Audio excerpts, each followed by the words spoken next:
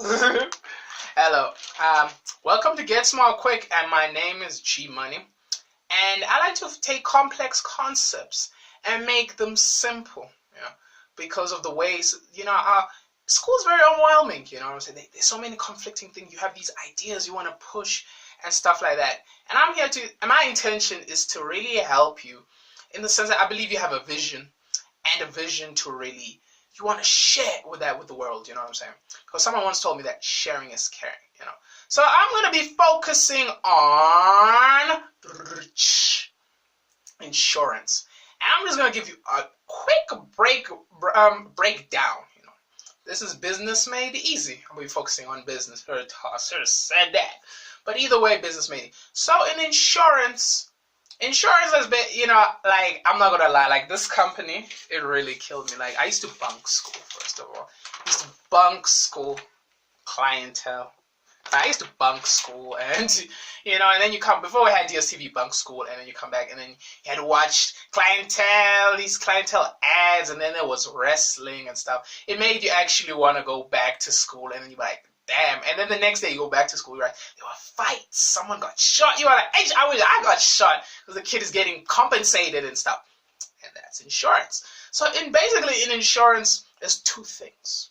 There's insurance and there's assurance. Insurance is basically you paying money in case something happens. Athletes and comedians do this all the time. Athletes like to compensate, like they like to insure their legs and stuff. Soccer players, their legs, basketball players, their hands and their feet. Comedians, I don't know how it works. They insure their throat. Maybe they're going to have that thing, like the smokers who have throat cancer and stuff. Assurance is something that will happen. Like, for example, you will die. Like, sorry for that, you will die. And you will retire, you'll stop looking sexy, you'll get shriveled up and you'll look like an old man testicle. That's how it is. But interesting thing on the retirement concept, did you know the retirement concept was actually created by the Germans in, when was it, like the 1800s?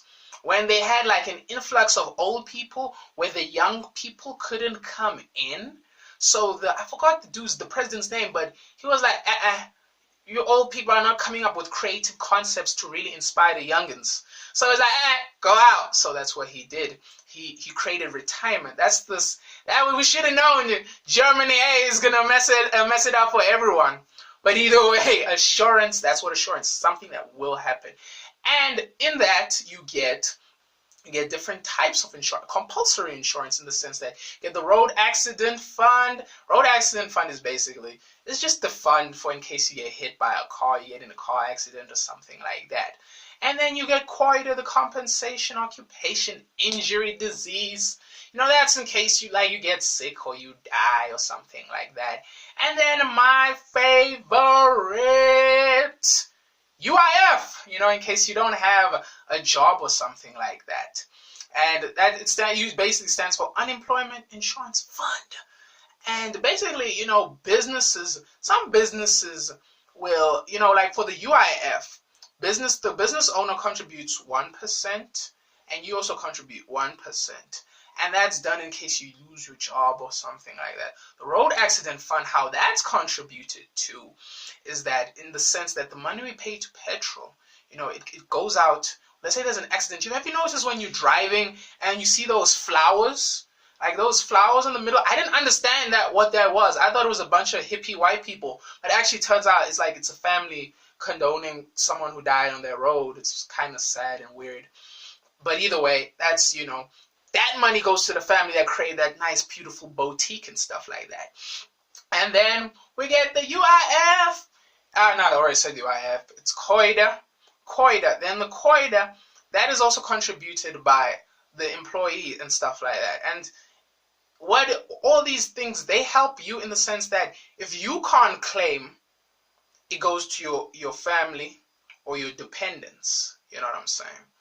And then in that sense, and also these things help the business as well. How they help the business is in the sense that the business does not lose, like when they insure their people, they protect against claims. Because some businesses, man, like if you ever watch The Simpsons, like how the dude always falls, and how the nuclear affects Homer Simpson's sperm and stuff like that.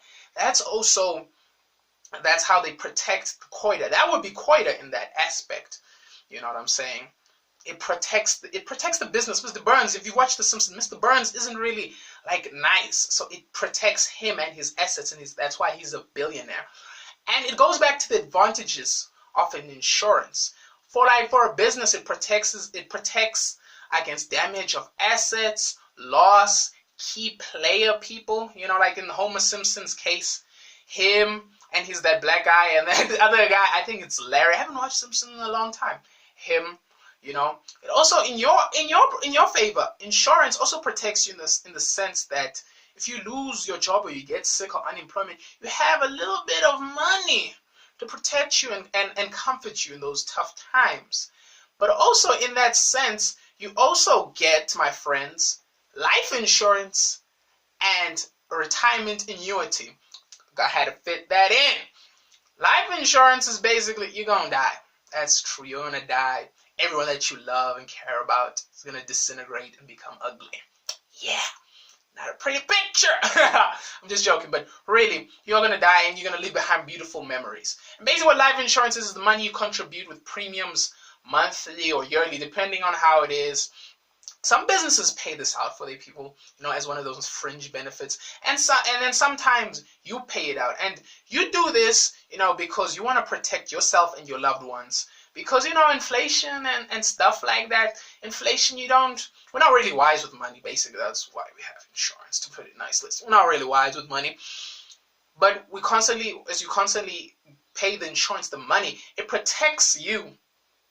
So if you do die, you can get like funeral services and stuff like that. But to be honest with you, this is just a side note. Like, I remember we buried my grandpa, and like insurance does not really pay. Like, it doesn't pay. That's why I want to be like those rich guys, dog. Like, you just like, hey, here the money, you know, because like at that time you take out the money, it doesn't like reflect. It doesn't reflect the actual money that you be getting, you know. Like you're paying premiums like for 100K, and then now in 2022 you're like, hey, the 20K is kind of small now. But either way, that's why you need to get that money, you feel me? Then you get a retirement annuity. Retirement annuity is basically, it's similar to life insurance, but in the sense that you are gonna no longer work. Due to maybe you getting old, because we don't take care of ourselves. We're drinking, the sex, the drugs, you know, all that good stuff. We're not taking good care of ourselves. So businesses like to do this to help, you know, help out and show thank you for the service you've done for making me rich while you get poor. I'm joking. But also in your sense that it creates saving and you don't really get stressed about the future, you know what I'm saying? So that's what the retirement annuity is for. It's that safety net, you know. But I feel, this is just also a side note, I feel like you need to find out what type of insurance you want to get, you know, what's right for you. And also make sure that, will this money, you know what I'm saying, will it match what you want in the future, bro? Because like, $1 million sounds good now. $1 million, you can give it to your benefactor, your kids and stuff. But really, will it sustain you? You know what I'm saying? Will it sustain you? And that's just my side piece. Someone once told me sharing is caring. And, you know, everybody knows what it's like to share something. When you share something because you love it, it intrigued you and incited you. Other people share something because it's interesting, it's weird, it's different, it makes them think. And many people share something because they see a subliminal value that they feel it should be shared on, you know. And you can find yourself feeling the need to share something for the reasons I mentioned or for the reasons that make sense to you. Thank you. Goodbye.